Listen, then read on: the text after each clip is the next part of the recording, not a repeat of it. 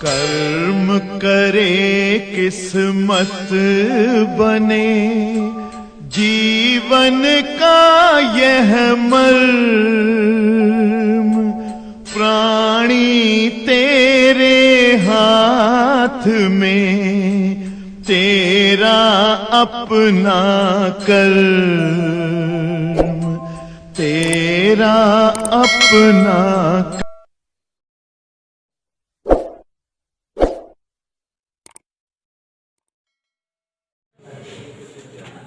प्यारे बच्चों, कल की क्लास में हम आपको सिखा रहे थे ग्रेविटेशनल पोटेंशियल, गुरुत्वीय विभव। उसके पहले हमने एक छोटे से जो है हेडिंग सोनम के कहने पर बता दी थी, गुरुत्वीय क्षेत्र, gravitational field.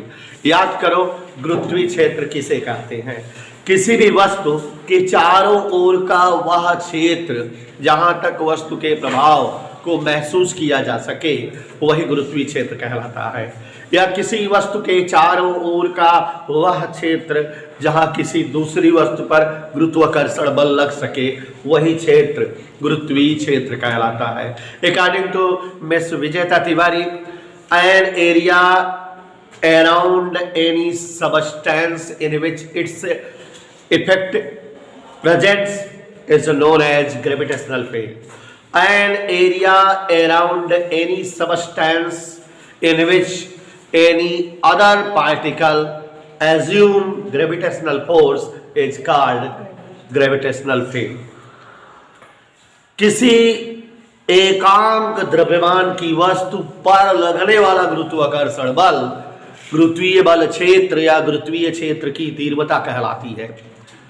Total gravitational force working on any unit mass in any gravitational field is called intensity of gravitational field.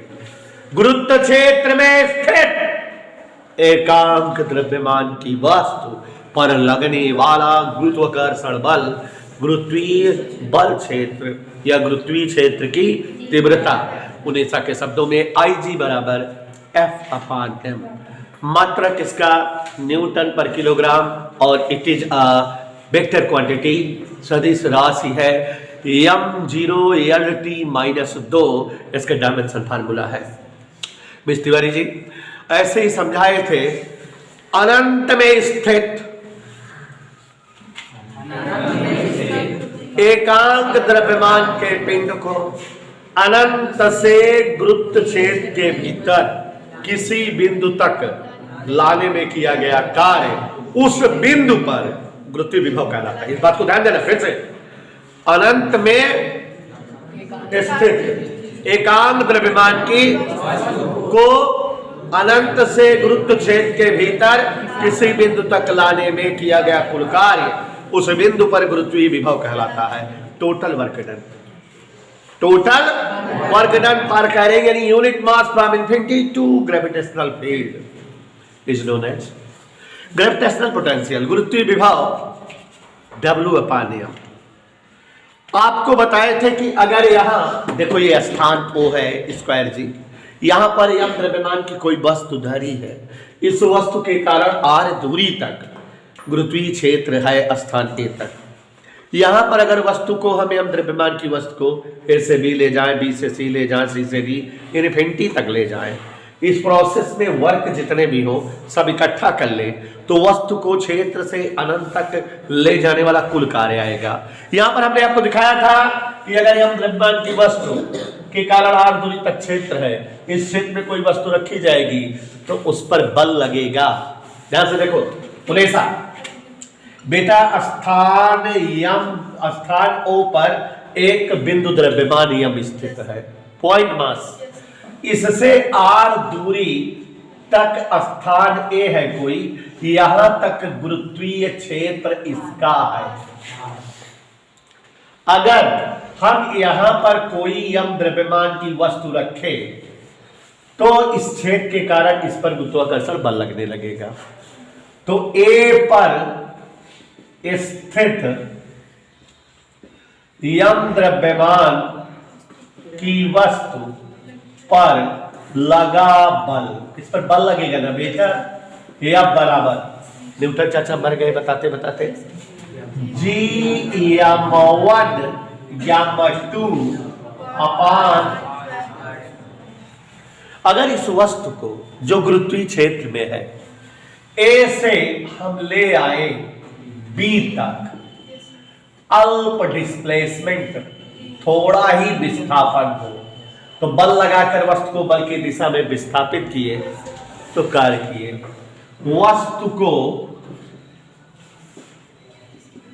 ए से बी तक लाने हेतु कृत कार्य। Any doubt to anybody?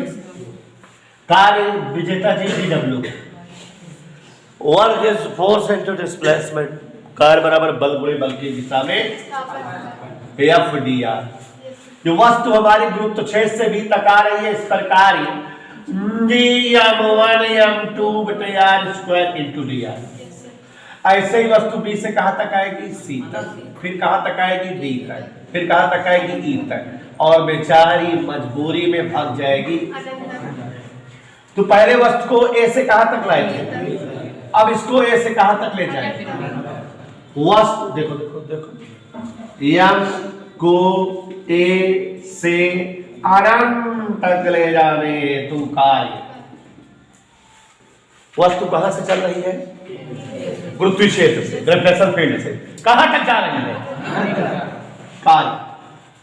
Integration करते टोटल कार्य जोड़ दें, G M M R square D R. कहां से? आर से। ओके, खुदा का खास्ता कांस्टेंट पर जी एम एम है, आर से इनफिनिटा है, आर की पावर -2 डी आर है। गौर से देखिएगा, जी एम एम आर की पावर -2 का समाकलन आर की पावर -2 + 1। ये बेचारा माइनस यहां शामिल हो गया। आर की पावर -1 माने 1/r, आर से इनफिनिटी। तो एक बार आर की जगह इनफिनिटी धर दो और एक बार आर की जगह। बात समझ में आ रही है? कोई डाउट किसी को? कहीं कोई दिक्कत हो बता देना। It is 0, this minus convert this minus plus Gmm/r। ये क्या आया? गुरुत्व क्षेत्र से अनंत तक लाने वाला कार्य। हमको चाहिए कौन कार्य? वाव, टैलेंटेड। अनंत से ए तक, गुरुत्व क्षेत्र तक लाने हेतु कार्य माइनस। बट हमें क्या चाहिए? गुरुत्वीय विभव W/m से इसको भाग दे दो। यकीन करो हमारा यही डेरिवेशन था। तो बच्चों, अनंत से एकांक द्रव्यमान की वस्तु को गुरुत्व क्षेत्र के भीतर किसी बिंदु तक लाने हेतु किया गया कुल कार्य उस बिंदु पर गुरुत्वीय विभव कहलाता है। मेरे ख्याल से मस्त समझ में आया सबको। कहीं कोई डाउट बेटा? क्लियर? स्टूडेंट्स, जैसा कि आपने अभी देखा, कल भी देखा था, और कि अनंत में स्थित किसी वस्तु को, कहां स्थित? अनंत में स्थित किसी एकांक द्रव्यमान की वस्तु को अनंत से गुरुत्व क्षेत्र के भीतर किसी बिंदु तक लाने हेतु किया गया कुल कार्य उस बिंदु पर गुरुत्वीय विभव कहलाता है। आपके सामने मैंने बेटा डेरिवेशन आज फिर करा दिया, कल करा ही था, तो अब ये अच्छे से तैयार हो गया।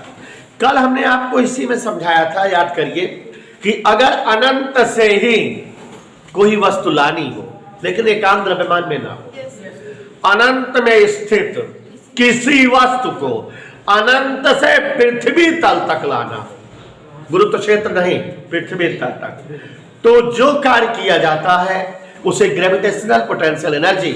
बहुत ही इंपॉर्टेंट टॉपिक आपके सामने, गुरुत्वीय स्थितिज ऊर्जा। इस चीज को जानते रहिएगा, क्योंकि इसका भी अब आपको थोड़ी देर बाद कहीं और जो है यूज कराएंगे। गुरुत्वीय स्थितिज ऊर्जा, ग्रेविटेशनल, इसकी परिभाषा और इसका लॉजिक उलेसा जी समझिएगा, क्योंकि अभी कहीं और यूज करेंगे हम इसी चीज को। आपसे पूछेंगे और आप लोग ध्यान से बताइएगा। ठीक है बेटा? हमने बोला बेटा कि इसका लॉजिक, जो इसकी परिभाषा है, इसका जो लॉजिक है, कहीं और इस्तेमाल करूंगा, बहुत मज़ेदार जगह इस्तेमाल करूंगा। तो प्लीज़ आप लोग से रिक्वेस्ट है, ध्यान से समझिएगा। आज की क्लास हम सब के लिए बहुत ज़्यादा महत्वपूर्ण होने वाली है, ध्यान सुनिएगा। और बेटा जब भी टाइम मिलेगा एक्स्ट्रा क्लास अंजलि से हमने वादा किया है कि लेकर के और कोर्स खींचा करेंगे, ठीक है ना सोनम जी? बात कर लेना आपस में। तो यहाँ ध्यान दीजिएगा, अनंत हो, क्या वहां पर कोई वस्तु हो, उस वस्तु को लेके चले आओ पृथ्वी तक। इसके लिए आपको जो भी काम करना पड़े वही है गुरुत्वीय स्थिति ऊर्जा, ठीक है? टोटल वर्क डन, अंग्रेजी में बात कर रहे हैं, total work done for carrying any mass from infinity to earth is known as gravitational potential energy. मतलब अनंत से किसी वस्तु को पृथ्वी तल तक लाने हेतु किया गया कार्य गुरुत्वीय स्थिति ऊर्जा कहलाती है।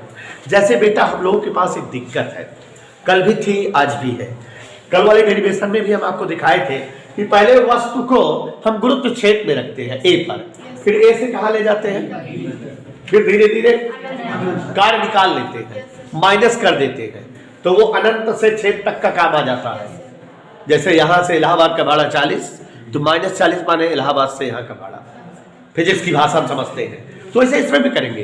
पहले कोई वस्तु पृथ्वी पर रखेंगे, ठीक है, और उसको अनंत तक ले जाने वाला काम निकालेंगे, और फिर अनंत से ओके डन, पक्का? चलिए यहां ध्यान दीजिए, परिभाषा आप समझ गए। अनंत में स्थित किसी वस्तु को अनंत से पृथ्वी तल तक लाने वाला कार्य या लाने हेतु किया गया कार्य गुरुत्वीय स्थिति ऊर्जा कहलाती है। अब विजेता जी माइंड मेकअप करिए और सोचिए कि अगर हम आपको कहें कि गुरुत्वीय स्थिति ऊर्जा 40 जूल है, तो ये क्या है 40 जूल? इसका मतलब ये है कि 40 जूल ऊर्जा पाकर कोई वस्तु पृथ्वी तक आती है, पृथ्वी के गुरुत्व क्षेत्र में आती है ना? अगर हम उस वस्तु को 40 जूल ऊर्जा दे दे तो वस्तु कहां चली जाएगी? गोल गोल गायब, नाट पता कहां गई। तो यदि किसी वस्तु को -40 दे दे, मतलब गुरुत्वीय स्थिति ऊर्जा का विपरीत ऊर्जा। गुरुत्वीय स्थिति ऊर्जा लॉजिक क्या कहती है? अनंत से क्षेत्र तक लाने वाला ऊर्जा। हम माइनस कर दिए तो क्षेत्र से अनंत में ले जाने वाली ऊर्जा। तो यदि किसी वस्तु को माइनस गुरुत्वीय स्थिति ऊर्जा बराबर ऊर्जा दे दे तो वस्तु कहां चली जाएगी? अनंत। अनंत मतलब गुरुत्व क्षेत्र के बाहर हो जाएगी, पता नहीं कहां चली जाएगी, उसका कोई पता नहीं रहेगा। और बच्चों अगर हमको अब दुश्मनी निभानी है किसी बंदे से, कुछ करे नहीं, उसको हम माइनस गुरुत्वीय स्थिति ऊर्जा दे दे, ले बेटा ले ले, तो वो जो है धरती के नक्शे से गायब, गुरुत्व क्षेत्र से गायब, अनंत में विलीन कहां चला जाएगा? जहां गैस वाला गुब्बारा चला जाता है, पता नहीं लगता कहां चला गया, है ना, छूटने पर। तो बच्चों ऊर्जा की जितनी मात्रा को पाकर कोई वस्तु पृथ्वी तल से दूर अनंत को चला जाए, पृथ्वी के गुरुत्व क्षेत्र से भाग जाए, उस ऊर्जा को पलायन ऊर्जा, एस्केप एनर्जी कहा जाता है। What is escape energy? means amount of such type of energy by gaining which any particle moves from the earth gravitational field and comes into infinite। नहीं समझे? ऊर्जा के जितनी मात्रा को पाकर कोई वस्तु पृथ्वी के गुरुत्व क्षेत्र से भाग जाए, बाहर हो जाए, अनंत चला जाए, दोबारा लौटकर पृथ्वी तल पर ना आए, उसी ऊर्जा कौन सी ऊर्जा कहेंगे?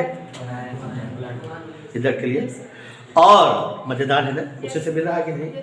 और एक बात, जब कोई वस्तु को आप ऊर्जा दिए हो वो जो है गुरुत्व क्षेत्र से बाहर जा रही है, तो उस समय उसमें वेग होगा ना, जिस वेग से बाहर जाता है उस वेग को पलायन वेग कहते हैं।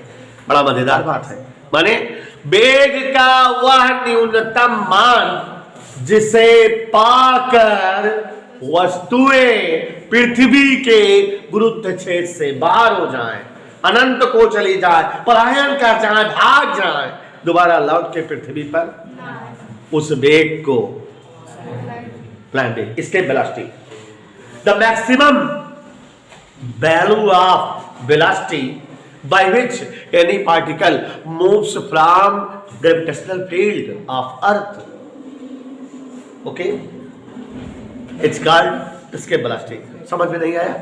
वेग का वह अधिकतम मान जिसे पाकर वस्तुएं पृथ्वी के गुरुत्वाकर्षण से पृथ्वी तल से भाग जाए, बाहर हो जाए, अनंत को पहुंच जाए, वही क्या कहलाता है? पलायन वेग। और मजेदार बात यहां पर सुन रहे हो ना, मजा आ रही है, एस्केप वेलोसिटी। आपको अभी कैलकुलेशन करके दिखाएंगे कि किसी भी वस्तु के लिए पलायन वेग का मान क्या होता है। किसी वस्तु के लिए, हमको सुनते रहो, बहुत बड़ी चीज बताने जा रहा हूं, पगला जाओगे।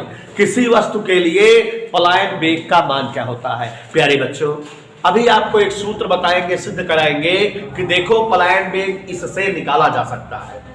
और वो एक ऐसा सूत्र रहेगा कि जिससे हम किसी ग्रह के तल पर पलायन वेग निकाल सके। जैसे कि हमको अगर पृथ्वी के तल पर पलायन वेग जानना है, एस्केप वेलोसिटी का अर्थ, तो अभी हम आपको दिखाएंगे कि सूत्र आता है √2GRE। अभी डेरिवेशन करके दिखाएंगे और इसकी वैल्यू निकालेंगे तो 11.2 किलोमीटर पर सेकेंड आता है। मतलब हम आपको हर ग्रह के तल पर कितना पलायन वेग होता है ये आपको निकाल कर दिखाएंगे। बड़ी मजेदार क्लास होने वाली है आज की। तो जब पलायन वेग जान गए ना, वेग का वह अधिकतम मान जिसे पाकर कोई वस्तु पृथ्वी के गुरुत्वाकर्षण से बाहर हो जाए, अनंत को चली जाए, दोबारा लौटकर कभी वापस जब गुरुत्वाकर्षण पे ना आए, मतलब के आए कहां से ना, उसी वेग को हम पलायन वेग कहते हैं। पृथ्वी तल पर जो पलायन वेग होता है उसका सूत्र अर्जुन सर भी डिराइव करेंगे, √2GRE होता है। और इस हिसाब से इसकी वैल्यू क्या आती है? 11.2 किलोमीटर पर सेकेंड। प्यारे बच्चों, अगर जो है पृथ्वी तल पर किसी प्राणी, किसी वस्तु को इतना वेग दे दिया जाए तो पृथ्वी पर नहीं रहेगी, उसका अस्तित्व पृथ्वी पर दोबारा कभी नहीं मिलेगा। वो पृथ्वी तल से दूर अनंत में पहुंच जाएगी, पृथ्वी पर नहीं आएगी, पृथ्वी पर नहीं मिलेगी। तो अगर आप लोगों को किसी से दुश्मनी निभाना हो तो उसको मारो, काटो ना, उसको 11.2 किलोमीटर पर सेकेंड का वेग दे दो, पृथ्वी के नक्शे से गायब हो जाएगा, दिखेगा नहीं तुमको कभी जीवन में। वो तो हो गया ना ये बात। तो अब आप, हमने बताया, अभी गौर करो हमारी बातों पर, क्योंकि बड़ी मजेदार क्लास करने जा रहा हूँ। अभी आपको बताया कि पलायन वेग क्या होता है, फिर बताया कि अभी मैं सूत्र डिराइव करूंगा बेटा कि जिसके द्वारा वस्तुओं का पलायन वेग निकाला जा सके, डिराइव करूंगा ना। और पलायन वेग जब निकाला जा सके वस्तुओं का, दिखाऊंगा आपको पलायन वेग कैसे निकाला जाता है। तो पृथ्वी तल के पलायन वेग का सूत्र क्या दिखाया मैंने? √2GRE। हल किया तो कितना आया?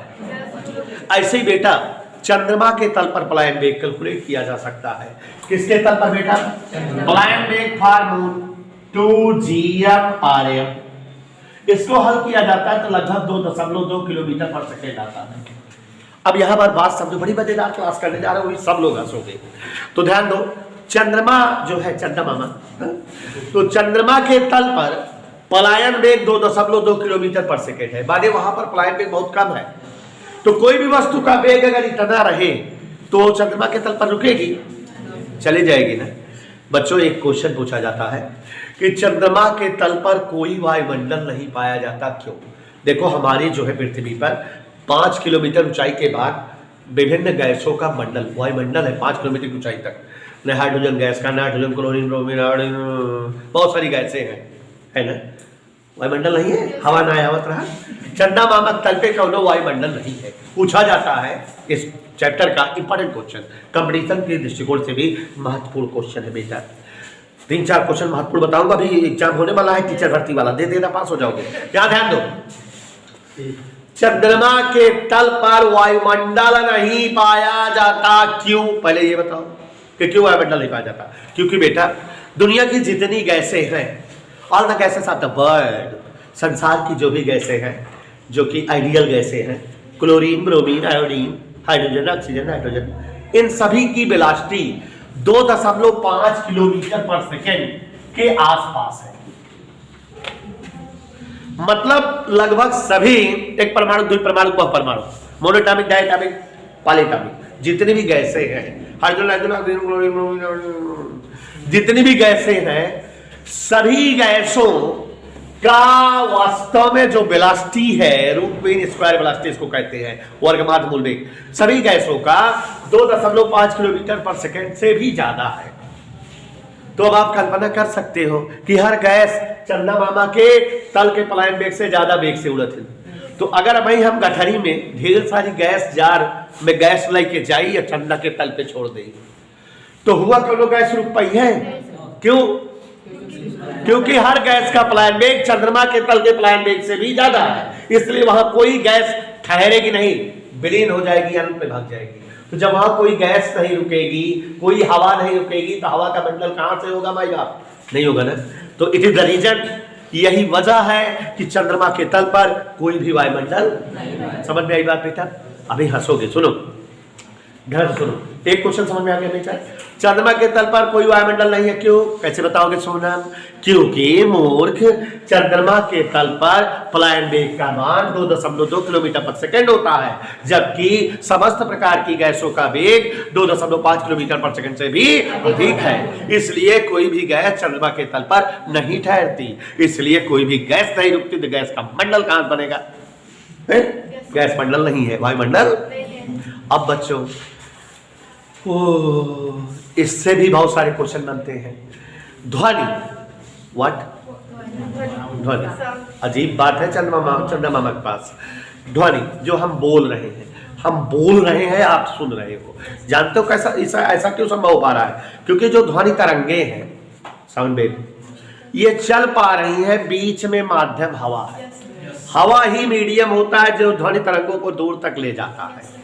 अब सोचा हुआ तो कौनो हवा ही ना है बा, कहाँ? चंद्रमा के तल पे।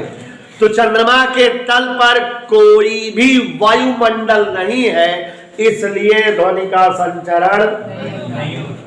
टेट के एग्जाम में पूछा जाता है कि ध्वनि का वेग चंद्रमा के तल पर क्या होता है, तो सुन ले, वहां तो ध्वनि चल ही ना सकता। अब अगर जो है क्वेश्चन फंसाने के लिए पूछ सकता है कि क्या दो व्यक्तियों की बातें हुआ खड़ा बतलात रहा है, चाहे जितना गरियावा चाहे जाऊला, उनका सुनावन के तार से वो ढीले तैलो प्लाप प्लाप प्लाप, हाँ उनका सुनावन ध्वनि चलबे ना कर हुआ भाई परमाणु बम दगाए दिया, वो के आवाज अगले व्यक्ति क्या न सुनाए, इधर दस तो जावे करे लेकिन सुनाए ना, ठीक है ना।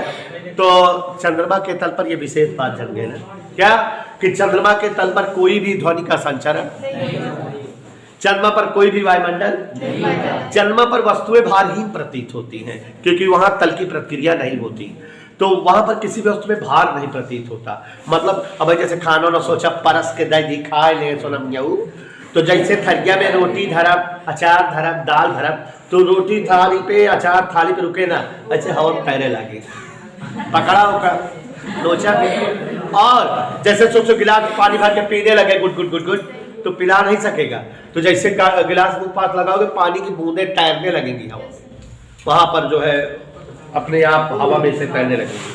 तो वहां चंद्रमा के तल पर तीन बातें जान गए, कोई भी, इसलिए किसी भी प्रकार की ध्वनि का संचरण नहीं होता, और वहां पर भारहीनता का एहसास होता है, वस्तुएं भारहीन प्रतीत होती हैं। आपको खाना नहीं परसा जा सकता, पानी नहीं पी सकते हो। जो नीलम अष्टांग वगैरह गए थे वहां पर, तो वो लोग कैसे खाते थे? वो लोग पेस्ट बना के खाना ले गए थे, जैसे कोलगेट पंजन वंजन की तरह पेस्ट बना पाइप में मुंह में से लगावे, दबा दे गुट से अंदर, लिक्विड फॉर्म में था भोजन, ठीक है। कैसे फॉर्म में था बेटा? तो मजा आ गई ना इतना, कुछ नई चीजें जाने तो बात समझ में आ गई। तो हमको तो जानना है गुरुत्वीय स्थिति जो ऊर्जाओं साझे, तब फिर पलायन ऊर्जा जाएगी। हाँ कोई बोलेगा नहीं है, बोलता पकड़ा जाएगा तो जान लेना, फिर हमसे फिर बात पूछे। गौर फरमाइएगा महवीर जी, गुरुत्वीय स्थिति ऊर्जा एक बार फिर से हो जाए। अनंत में स्थित किसी वस्तु को अनंत से पृथ्वी तल तक लाने हेतु किया गया कुल कार्य गुरुत्वीय स्थिति ऊर्जा कहलाती है। चलो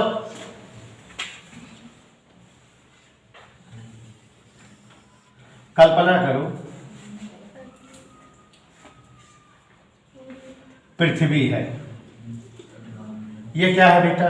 केंद्र। द्रव्यमान क्या है? यानी ये क्या है?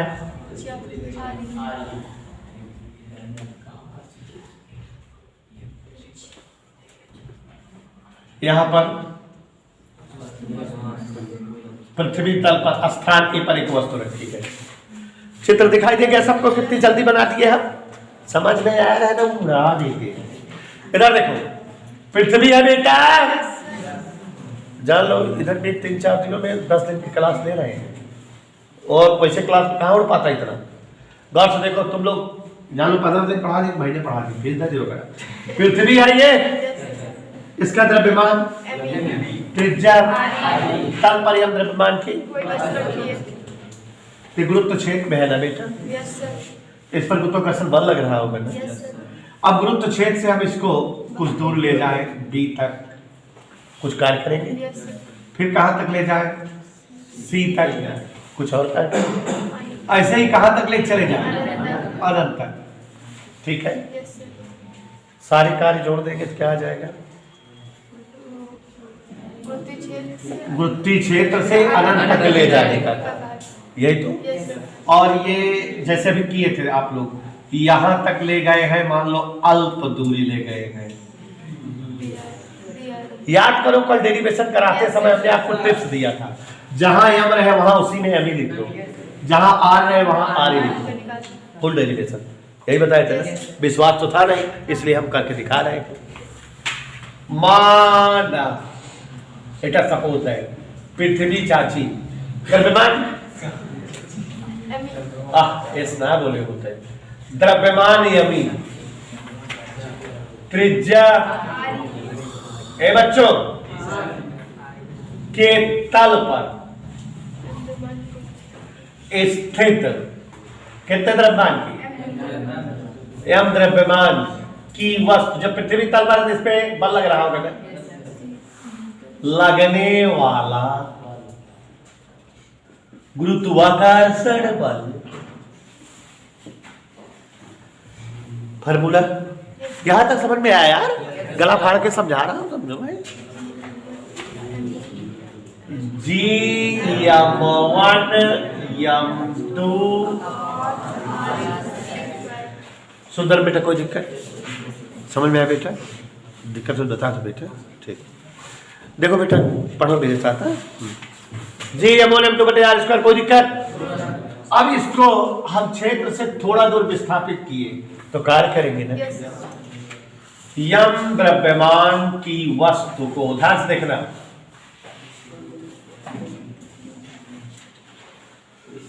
को पृथ्वी तल से, कहां से, आर दूरी डी तक लाने हेतु कृत कार्य किस अक्षर से लिखा जाएगा, डी डब्ल्यू। कार्य बराबर बल गुणे बल की दिशा में, नहीं बचाए? ठीक है। अब बेटा ये सब ट्रिक है उन्हें ऐसा समझाने की, जान ही रहे हो। और फिजिक्स जानते हो बेटा कठिन होती है, तो प्रयास करता हूँ थोड़ा हंसाते बुलाते समझा लूँ, बच्चों को अच्छे से आ जाए। बाकी ये सब टॉपिक इतनी कठिन है कि आप लोग किसी और से पढ़ो तो पल्ले न पड़े, या जिनके स्कूलों में पढ़ाया गया होगा बिल्कुल दूर दूर तक पल्ले नहीं पड़ा होगा। हाँ चलो इधर देखो, जान है बेटा।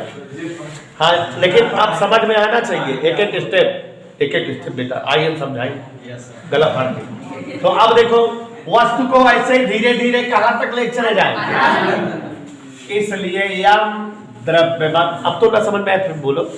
हाँ युग प्रताप, की वस्तु को पृथ्वी तल से अनंत तक ले जाने हेतु कृत कार्य के, कृत कार्य डब्ल्यू, इंटीग्रेशन डी डब्ल्यू। अब कहां से, पृथ्वी तल माने आर ई से, मजा आएगी ना देखा बेटा। डी डब्ल्यू मान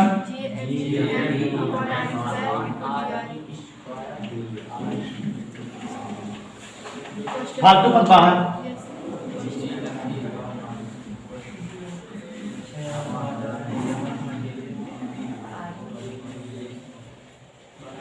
कोई दिक्कत? पूरा वही कल की तरह डेरिवेशन चल रहा, बस अक्षर बदल गए। कोई असुविधा किसी को समझ में आई? विजेता देखते रहना। आगे बढ़े बेटा। डबल बराबर या 1/r² माने r⁻², समाकलन याद करो, infinity to R to infinity. Okay, minus बाहर आ गया, आई आर पावर -1 बना,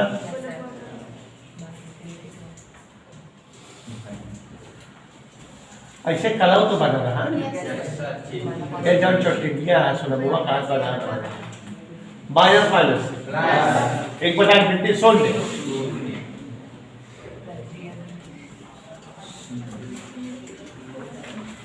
समझ आया बेटा? ये क्या है?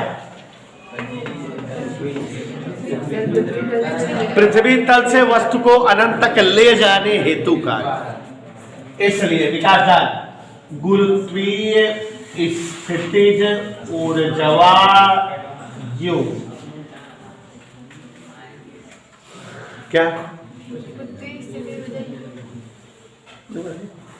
गुरुत्वीय स्थितिज ऊर्जा यू मतलब बोलो बेटा, गुरुत्वीय स्थितिज ऊर्जा यू मतलब वस्तु को अनंत से पृथ्वी तल तक लाने हेतु कार्य। परिभाषा, वस्तु को अनंत से कहां तक लाने हेतु,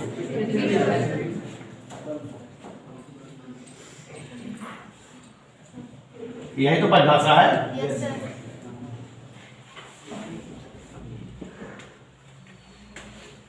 माइनस डब्ल्यू क्या कहती है? क्योंकि अनंत तक ले जाने वाला का डबल हुआ है, माइनस कर दिए, डबल को वैल्यू रख दो। और प्यारे साथियों, ये क्या चीज आ गई? उसमें एक लाइन और किया गया था अपान, इसमें यम करने अपान करने की जरूरत नहीं है। तो बच्चों, गुरुत्वीय स्थितिजोजक व्यंजक आ गया, कहीं कोई दिक्कत? अभी तुरंत हम जो है डेरिवेशन करा दे रहे हैं। पलायन ऊर्जा, सभी लोग बोर्ड पर देखेंगे, पलायन ऊर्जा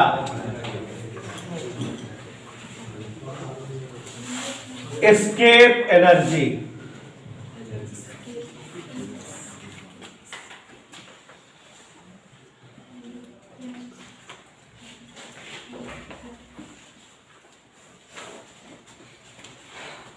प्यारे बच्चों, अभी भी डेफिनेशंस बताया कि आपको जब जो है कोई चीज बता दी जाए उसके बाद पूछो तो गुस्सा लगती है। जैसे अभी थोड़ी देर पहले आपको गुरुत्वीय स्थितिज के बारे में खूब बढ़िया समझाया। हमारी जरूरत क्या थी आज समझाने की? कल हम तो इसको समझाए ही थे, इसलिए कि हमको ये सब बताना था, इसलिए आज समझाए, उसके बाद भी मुंह बना बैठे रहो। तो यहाँ ध्यान दीजिए, हमने आपको एक्सप्लेन किया बेटा गुरुत्वीय स्थितिज ऊर्जा के बारे में। वस्तुओं को अनंत से पृथ्वी तल तक लाने हेतु आवश्यक ऊर्जा की मात्रा गुरुत्वीय स्थितिज ऊर्जा कहलाती है। अगर उस ऊर्जा के सामने माइनस कर दिया जाए तो परिभाषा चेंज हो जाएगी। वो वस्तु को गुरुत्व क्षेत्र से या पृथ्वी तल से अनंत तक ले जाने हेतु आवश्यक ऊर्जा, ये पलायन ऊर्जा हो जाएगी। Amount of such type of energy by which any particle can move from earth to infinity, it's called escape energy या पलायन ऊर्जा। ऊर्जा की जितनी मात्रा को पाकर कोई वस्तु पृथ्वी तल से अनंत को चला जाए, वापस लौट कर ना आए, वही मात्रा जो है पलायन ऊर्जा कहलाती है। ठीक है, amount of such type of energy by which any particle goes to infinity from earth surface is known as escape energy. Okay, तो यहां पर बेटा पलायन ऊर्जा, सभी बच्चे ध्यान देंगे, पलायन ऊर्जा यो सफिक्स ई, एस्केप एनर्जी। ठीक है, कि डेफिनेशन कहती है कि वस्तु को पृथ्वी तल से अनंत तक ले जाने हेतु ऊर्जा, वस्तु को, ध्यान से देखिएगा, वस्तु को पृथ्वी तल से अनंत तक ले जाने हेतु ऊर्जा, amount of energy required for taking any particle from earth to infinity. Okay, अब बेटा अगर हम इस पे माइनस लगा दें तो इसकी लैंग्वेज चेंज हो जाएगी। क्या हो जाएगी? वस्तु को अनंत से पृथ्वी तल तक ले जाने हेतु ऊर्जा। इधर क्लियर, माइनस लगा दिए, लैंग्वेज चेंज हो गई। और आगे देखो, ये क्या चीज है? ये इस चीज को हम जानते हैं, ये गुरुत्वीय स्थितिज ऊर्जा है। डेफिनेशन हमने पढ़ा हुआ है कि वस्तु को अनंत से पृथ्वी तल तक लाने वाली ऊर्जा तो गुरुत्वीय स्थितिज ऊर्जा होती है ना। और बच्चों, इसका फार्मूला भी हमने पढ़ा हुआ है, G(m)/RE(OB).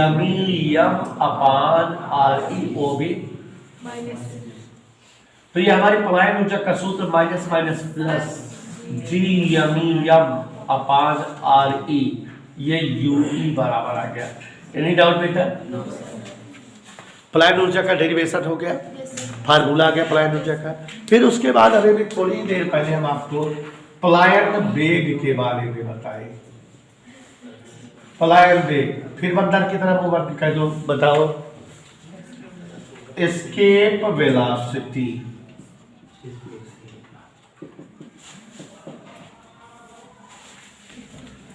आपको बताए कि वेग का वह अधिकतम मान जिसे पाकर वस्तुएं पृथ्वी तल से अनंत को हो जाएं, दोबारा लौटकर पृथ्वी तल पर ना आए, वही जो है वेग पलायन वेग कहलाता है। The maximum value of velocity by which any particle moves to infinity from earth is called escape velocity.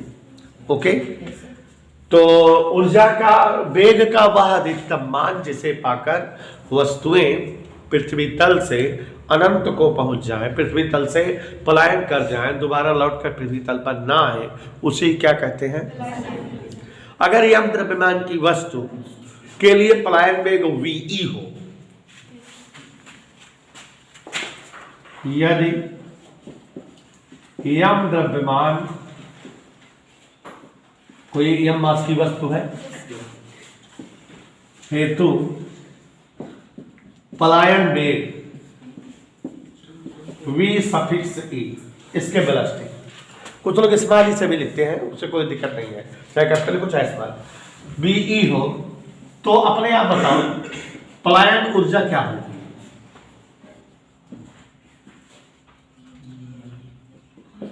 भाई कोई वस्तु जा रहा है तो उसमें कौन सी ऊर्जा है? काइनेटिक। तो ऊर्जा का सूत्र हाफ mv² होता है कि नहीं? यही होगी पलायन ऊर्जा। चूंकि पलायन ऊर्जा का मान आप लोगों ने अभी अभी निकाला है, UE बराबर क्या है? निकाला है कि नहीं? दोनों बराबर, दोनों एक ही चीज की वैल्यू है कि नहीं? फ्रॉम 1 and 2, कोई डाउट? Half mve² G(m)। कोई डाउट? एक क्रॉस मल्टीप्लाई, VE इक्वल 2 पर गया,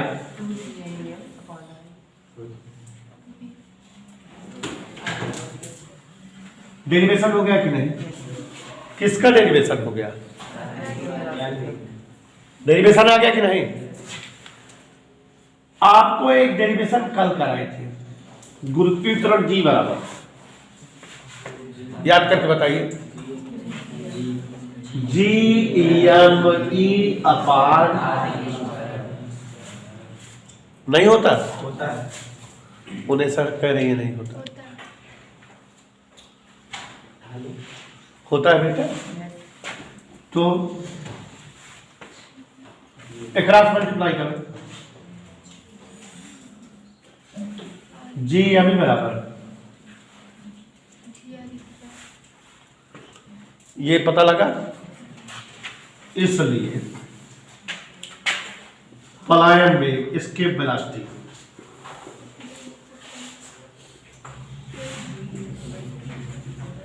G(m) के प्लेस पे क्या राइट करते हैं? कोई डाउट? ये स्क्वायर से कार्य कर दिया, वही वाला फार्मूला आ गया जो भी कुछ देर पहले हमने आपको दिखाया था।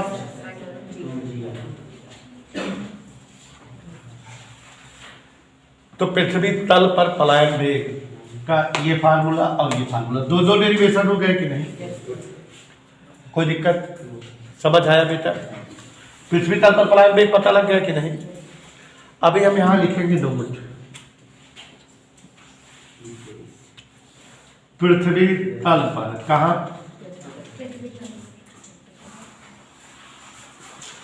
पलायन वेग का मान निकालेंगे। किसका मान निकालेंगे मेरे साथ? कैसे निकालेंगे बताओ? अंडर रूट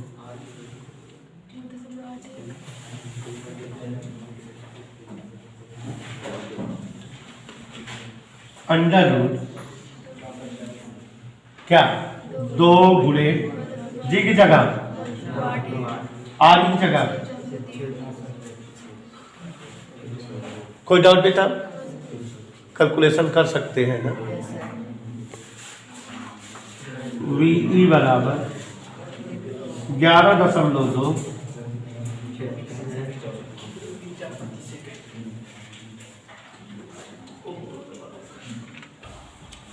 पृथ्वी तल पर पलायन वेग 11.2 किलोमीटर पर सेकेंड आ गया। तो यहां आपने देखा पलायन ऊर्जा का फार्मूला निकाले है और यहां बेटा पलायन वेग का डेरिवेशन किए। पलायन वेग का कितना डेरिवेशन आया? 2। एक आया 2 GME/RE और एक हुआ क्या आया बेटा? √2 GRE। जी और आर के मान पता थे, हमने रख दिया। तो हल करने पर क्या आया? 11.2 किलोमीटर पर सेकेंड। माने पृथ्वी तल पर अगर किसी वस्तु को 11.2 किलोमीटर पर सेकेंड का वेग दे दिया जाए तो पृथ्वी तल से पलायन कर जाएगी, लौट कर पृथ्वी तल पर नहीं आएगी। यही काफी देर से हम आपको समझा रहे हैं। चंद्रमा के तल पर पलायन वेग का मान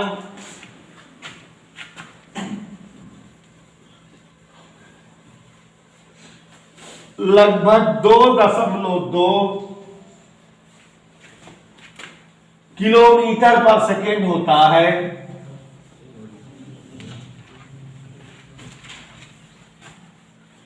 जबकि समस्त आदर्श गैसों का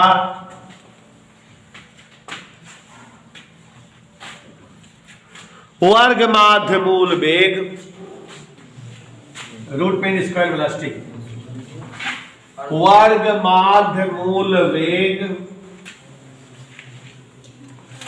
2.5 किलोमीटर पर सेकेंड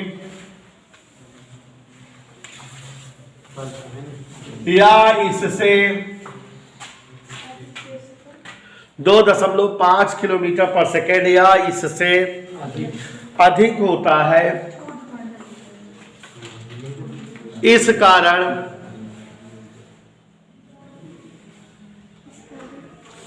कोई भी गैस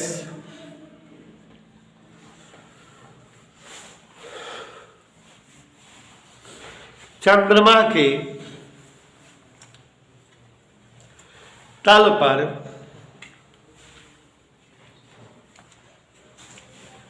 नहीं प्राप्त होती, अर्थात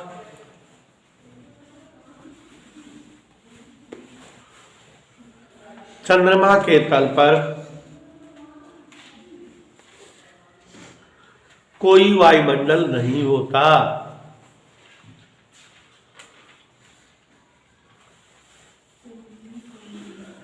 एक लाइन छोड़ के लिखिए,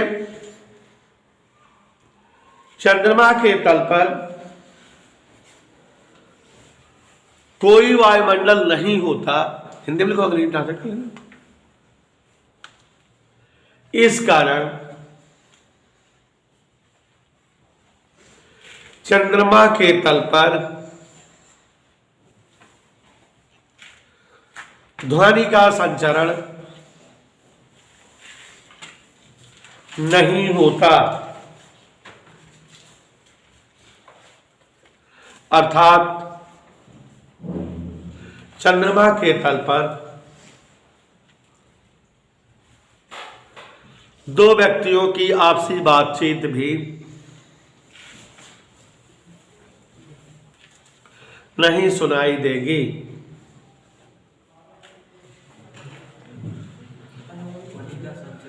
नहीं होता, अर्थात 2 व्यक्तियों की आपसी बातचीत भी नहीं सुनाई देगी। एक बार और सुन लीजिएगा। Why there is absence of atmosphere at the surface of moon.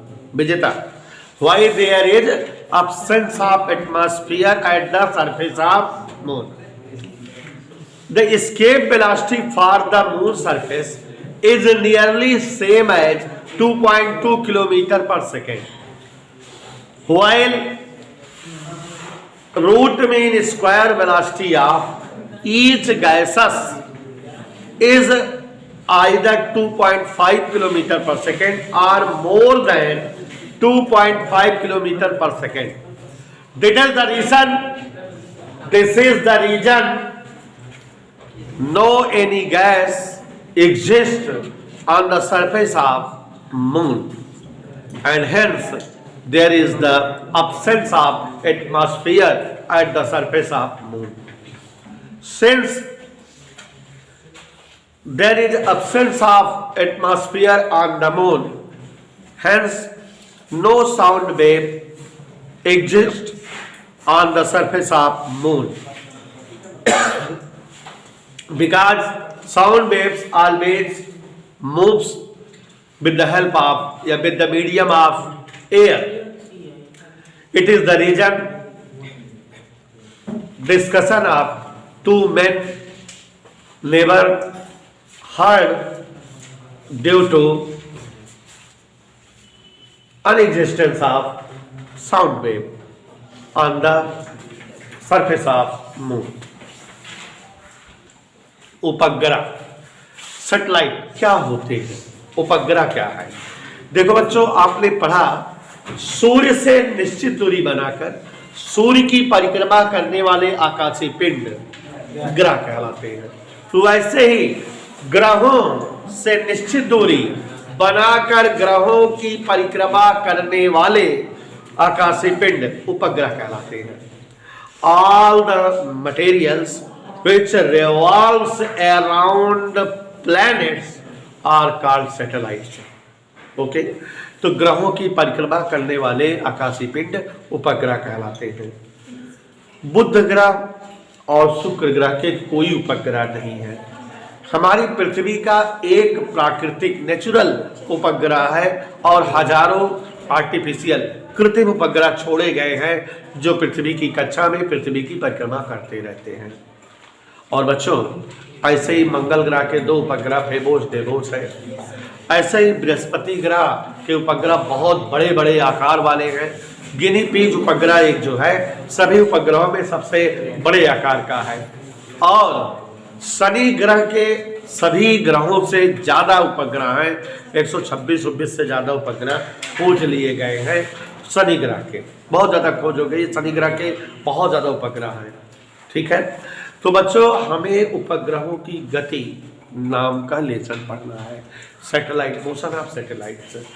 तो आपको ये बताना चाहेंगे कि प्रत्येक उपग्रह सैटेलाइट ग्रहों से एक निश्चित दूरी बनाकर ग्रहों की परिक्रमा करते हैं और जिस निश्चित वेग से उपग्रह जो है ग्रहों की परिक्रमा करते हैं उसे कक्षीय वेग कहा जाता है।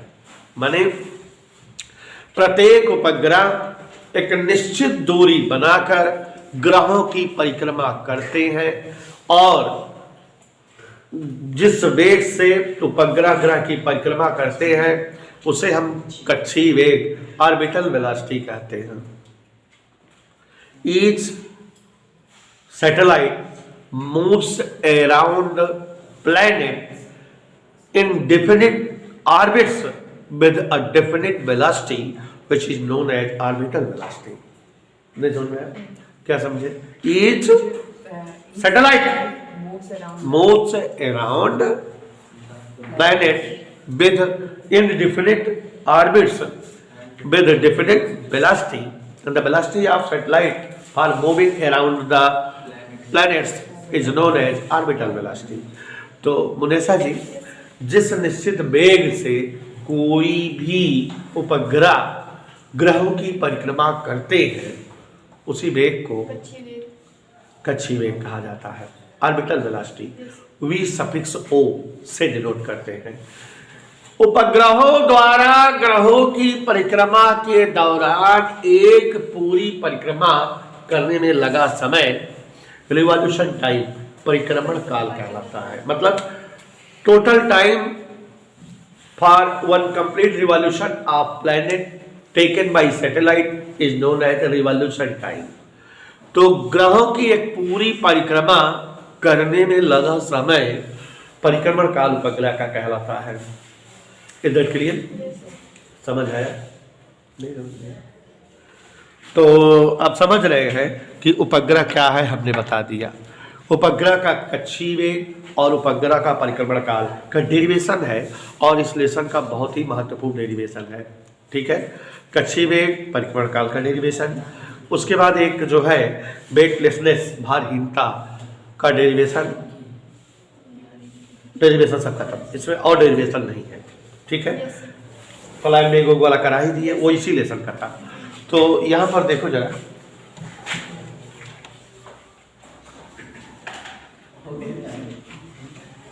उपग्रह का कक्षीय वेग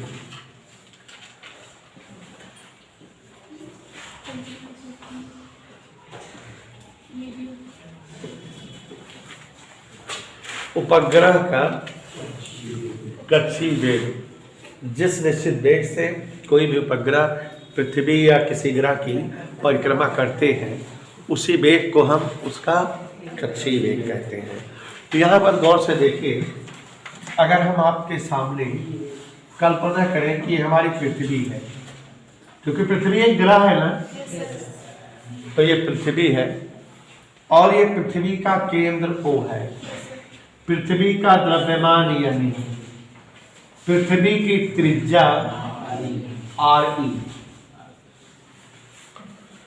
पृथ्वी तल से, कहां से बेटा, h ऊंचाई पर या h दूरी पर एक जो है m द्रव्यमान का उपग्रह है और वो पृथ्वी की परिक्रमा कर रहा है। जिस निश्चित वेग से यह परिक्रमा कर रहा है वही इसकी कक्षीय वेग या ऑर्बिटल वेलोसिटी है। पृथ्वी के केंद्र से पूरे उपग्रह तक की दूरी, यहां से दूरी ये कितना है RE, ये कितना है, तो RE प्लस h और इसको मान लेते हैं R, स्मॉल r मान लो, यानी डैश मान लो, कुछ भी मान लो। तो यहां देखिए, माना ध्यान से देखिए, पृथ्वी ब्रैकेट में इसका द्रव्यमान यमी और त्रिज्या RE, पृथ्वी है, द्रव्यमान यमी है, त्रिज्या RE है, के तल से h ऊंचाई पर R त्रिज्या की कक्षा में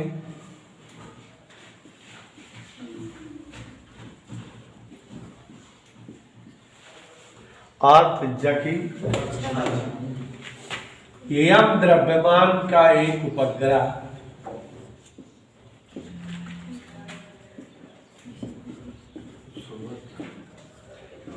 पृथ्वी की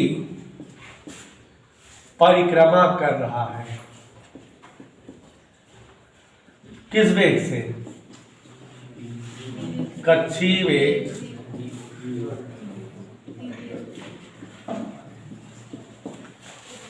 देखो क्या लिखा है, पृथ्वी द्रव्यमान यमी व त्रिज्या RE के तल से यह ऊंचाई पर R त्रिज्या की कक्षा में हम द्रव्यमान का उपग्रह पृथ्वी की परिक्रमा VO वेग से कर रहा है। समझ आए इतना? कोई डाउट? अब ये जब पृथ्वी की परिक्रमा कर रहा है, वृत्ति पथ पर गति कर रहा है, तो इसको अपनी वृत्ति गति को बनाए रखने के लिए क्या चाहिए? अभी केंद्र बल mv² होता है और इसको कहीं ना कहीं से बल मिल रहा होगा। एक और बल हमको दिखाई दे रहा है, यहाँ पर दो पिंड है हम जानते हैं दो पिंडों के बीच न्यूटन चाचा ने बताया है गुरुत्वाकर्षण बल लगता है, तो उसी बल से इसको अपनी गति को बनाए रखने के लिए अभिकेंद्र बल मिल रहा होगा, सेंटीमीटर फोर्स मिल रहा होगा। उपग्रह की परिक्रमण गति, माने जो परिक्रमा कर रहा है रोटेशनल मोशन या रिवॉल्यूशन मोशन, परिक्रमण गति ध्यान से देखिए को बनाए रखने हेतु क्या चाहिए? आवश्यक अभिकेंद्र बल चाहिए। और वो मिलता कहां से होगा? ग्रह और उपग्रह के मध्य का कौन सा बल? गुरुत्वाकर्षण बल। ग्रह और उपग्रह के मध्य के गुरुत्वाकर्षण बल से ये चीज मिल रही होगी। Is that okay? अभिकेंद्र बल का सूत्र क्या होता है? M V square. ग्रह और उपग्रह के बीच जी m1 m2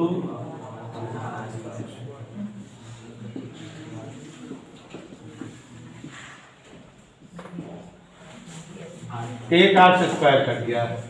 वीओ बराबर अंडर रूट जी यमी अपान। ये डेरिवेशन हो गया कच्ची वेग का। बच्चों इसको एक और चीज भी लिख सकते हो, वीओ बराबर आर ई प्लस एच लिख सकते हो नीचे वाले को। जी यमी बराबर अभी कुछ देर पहले डेरिवेशन हमने कराया था, याद करिए।